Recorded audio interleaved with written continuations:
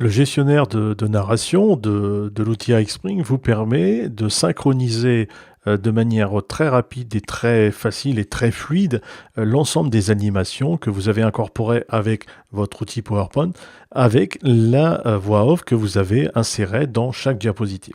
Alors, par exemple, ici, j'ai plusieurs possibilités. Je peux lire mon audio et à un moment, j'estime que la voix émise, le texte dit par le narrateur, impose le déclenchement de la première animation. Donc j'ai fait une pause, mon curseur s'est arrêté à cet endroit et j'ai ici une petite étoile qui s'est mise à ma disposition et qui correspond à chaque animation. C'est-à-dire que quand je vais cliquer sur cette petite étoile, ce qui va se passer, c'est que la première animation qui suit mon curseur va être absorbée, appâtée par mon curseur et comme ceci. Voilà. Vous voyez que j'ai cliqué sur ma petite étoile, mon curseur a absorbé, a attiré vers lui la première animation, et donc cette animation-là va se déclencher là où se trouve mon curseur à chaque fois que je vais lire mon module, que mon apprenant va utiliser le module. Ensuite, il y a une deuxième méthode qui est une méthode manuelle. Par exemple, j'ai un petit peu décalé et j'ai besoin de positionner mon animation non pas là où elle se trouve, mais ici où se trouve mon curseur actuellement.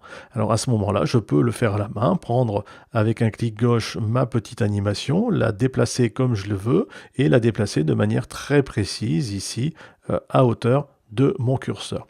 Deuxième façon. Ensuite, une troisième manière, et finalement probablement la mieux adaptée, c'est de passer par l'onglet synchroniser. Alors je vais sélectionner l'onglet synchroniser, et là il va m'ouvrir la fenêtre de manière un petit peu différente, puisque je vais cliquer ici sur début de la synchronisation, et à la place de ce bouton début de la synchronisation, je vais avoir ma première animation qui va se mettre à ma disposition. Et quand j'en aurai besoin, quand j'aurai besoin de la déclencher, je n'aurai plus qu'à cliquer sur la petite étoile. Ce que je vais faire, et vous allez voir que l'écran va aussi s'afficher comme il s'affichera pour l'utilisateur final. Donc je commence la synchronisation. Voilà, j'ai ma petite étoile qui est ici. Donc maintenant, je veux attirer ma petite étoile maintenant. Je la positionne, voilà. Je veux démarrer ma seconde animation. Là où mon curseur se trouve là, maintenant. Je clique sur ma petite étoile. Voilà, j'ai loupé mon coup. Et mes animations, vous voyez, se sont déclenchées les unes derrière les autres. Donc là, je vais arrêter.